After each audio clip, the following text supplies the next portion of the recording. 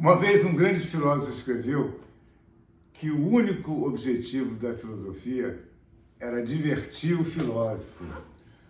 A frase é genial, né? Mas eu, modestamente, discordo dela. Como se pudesse eu discordar de um grande filósofo, mas sinto que a filosofia tem uma função muito relevante na história humana. Primeiro, ela nasce abrangendo todas as matérias, todas as ciências, o que é uma função inegável, né? Depois, a filosofia empresta para nós um sentimento de humildade do quanto as coisas são relativas. Então, por exemplo, se você vê um Nietzsche, que é um monstro do pensamento, uma pessoa de um tamanho que você não consegue mensurar, discordando de Sócrates e Platão, que são de um tamanho imenso, é claro que está todo mundo certo. E olhar para isso, reconhecendo que cada coisa tem vários lados e que os dois discordam e os três estão certos, é um ato de humildade que a filosofia nos empresta. Ao emprestar essa humildade de saber que não há certeza absoluta, ela contribui com a nossa luta contra o totalitarismo de pensamento, contra o totalitarismo político até. Porque se tudo tem dois lados, o grande ditador que sabe tudo não faz sentido e a polarização exagerada é sempre contra o pensamento mais inteligente, né? Vejo na filosofia um certo perigo, porque ao constatar com lucidez a dor do ser humano de ser o único animal que presta atenção à sua própria finitude, a filosofia ela pode levar a gente para um tipo de pessimismo, né? O Schopenhauer falou: a vida do ser humano é uma desgraça e eu dediquei a minha vida a pensar sobre isso.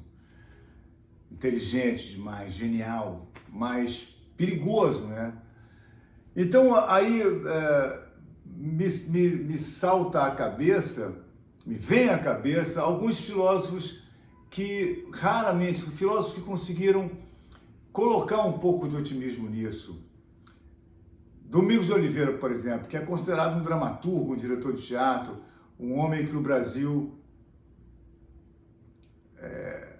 a quem o Brasil prestou menos atenção do que devia, dizia que o oitavo pecado capital era reclamar da vida. E quando o Domingos, como filósofo, empresta um otimismo a isso, aí eu acho que a filosofia ganha mais força como elemento de utilidade para o espírito humano.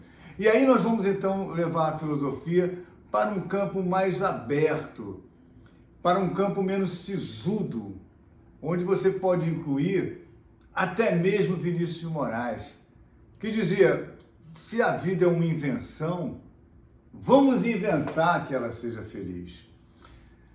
Eu acho que a filosofia agora que ela se distanciou da ciência, em que a ciência vem por um caminho completamente cartesiano, pelo qual a filosofia não pode seguir, embora tenha tentado, como por exemplo em Descartes, mas agora que a ciência veio para cá e a filosofia aparentemente veio para cá, ela tem que pensar, na minha opinião, né, em contribuir um pouco mais para a alegria humana. Porque se a gente levar o pensamento ao pé da letra, a vida tem realmente essa conotação desgraçada que o Schopenhauer falava. E é quase que desumano, é quase que cruel a gente ficar nisso, porque ela também tem as coisas maravilhosas que Domingos de Oliveira apontou. E aí vem o Vinícius de Moraes: é melhor ser alegre que ser triste, né? A filosofia também, ela serve, na minha opinião, por uma inegável verdade. O ser humano tem o direito de optar. Isso é otimista, isso é bonito. E ela também vai por uma coisa dolorosa: o ser humano tem obrigação de optar. A liberdade, aponta a filosofia, aí a filosofia de todos, A liberdade é um direito e mais, é um dever do ser humano. É quase que uma obrigação. Nós não temos o direito de não decidir. Isso torna para mim esse pensamento filosófico belo, menos determinista, né? A gente faz um pouco o nosso destino. Ao mesmo tempo, grandes filósofos falaram também que existem duas coisas: a sorte e a competência. Também temos que reconhecer o destino como um agente contra o qual é difícil lutar, né?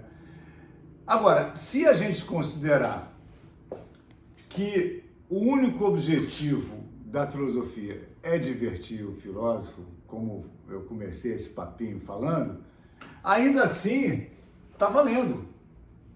Que seja para divertir, que seja para nos distrair, que seja para que a gente possa, durante 4 ou 5 segundos, pensar sobre o que estamos fazendo aqui, né?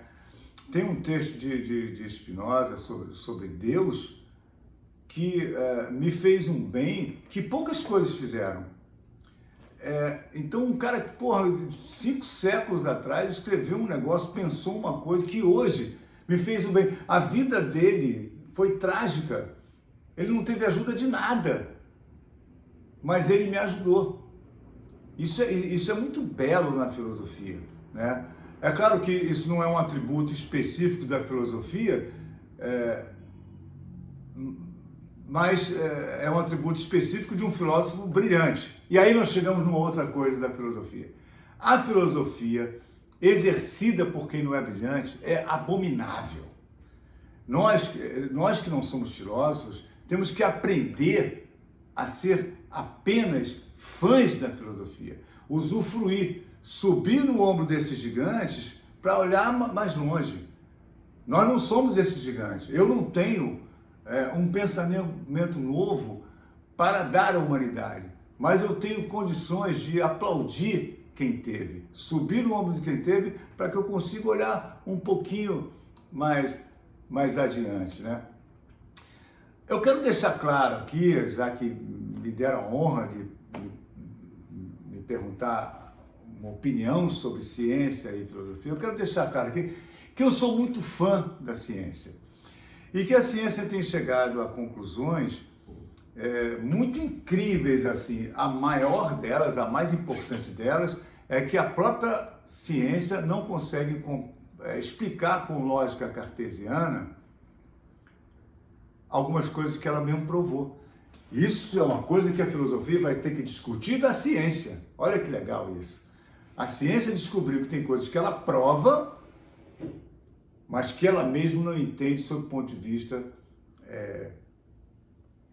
cartesiano. É como Agostinho, que falava: Deus, eu provo que existe Deus porque o que vem antes da primeira causa? Tudo tem uma causa. O que veio antes da primeira? Ele chamou de Deus.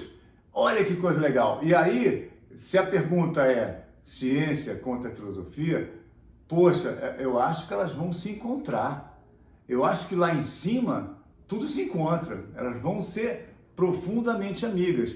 Como, por exemplo, a arte se torna amiga da matemática. Johann Sebastian Bach fez todas as suas músicas baseadas em cálculos matemáticos. E elas têm uma beleza incrível. E é disso que Descartes falava, não é isso? Essa união entre a ciência e a filosofia me parece que é o futuro do mundo.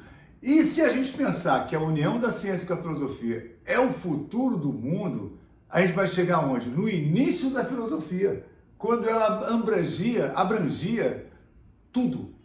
No início da filosofia não era só pensar sobre o mundo, era matemática, era botânica, era química, o início da química, era olhar para o céu, era astronomia, o início da astronomia, tudo misturado. Elas se separam. Então eu acho que a ciência e a filosofia são um casal que se ama muito, um casal que é louco um pelo outro. Se separaram por divergências, mas vão perceber que um só vive bem na companhia do parceiro e no futuro vão se encontrar. Pelo menos é isso que eu modestamente penso. E se tiver errado, fica aqui então a última função da filosofia: divertir o filósofo e ao mero fã de filosofia, que é onde eu me encaixo. Valeu!